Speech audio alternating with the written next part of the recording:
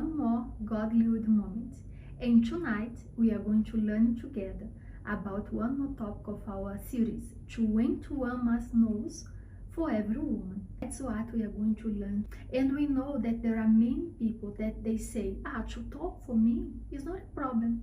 Miss, but why? When I want to talk and I share my opinion, people, they don't give ears to my voice. They don't consider my opinion. Have you ever thought about your reactions when you are close to people, or how you talk?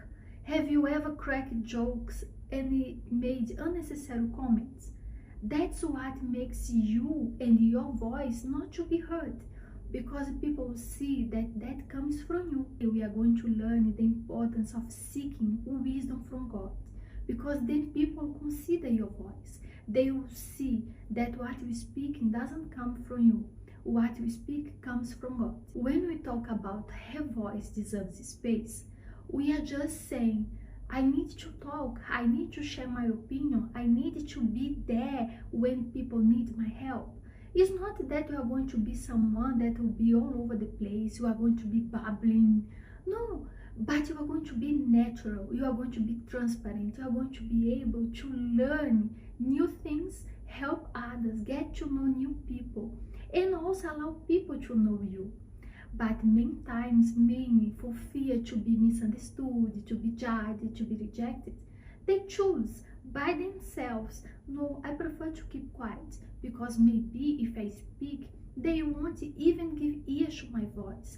People, they don't respect me. Sometimes you want even to impose respect on people. You want them to look at you, to pay attention to what you're saying, but instead you are supposed to be the one that when you open your mouth, people, they want to pay attention because they see that you speak out of wisdom, that you are someone that always, when you share your experience, your testimony, you are confident.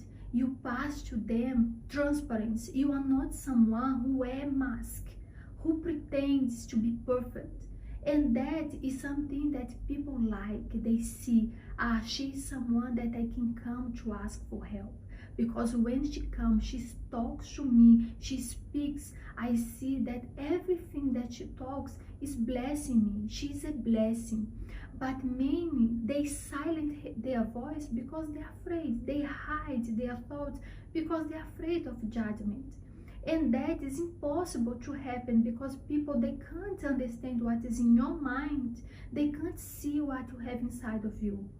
And also, you need to be able to open your mouth and share your thoughts, not only when you need to help someone, but also when you need to ask for help. Remember, even in the Bible, we see the great example of Esther. When she needed help for herself and for her people, she went to the king. Even though she had to prepare herself, she asked God for wisdom. She didn't go by herself to speak out of her frustration, of her fear. No, but instead she said, if I perish, I perish. But she knew that she prepared herself for that day. So in the same way, when you are with your family, with your friends, when you have to talk, you can't be afraid of sharing what you have inside of you.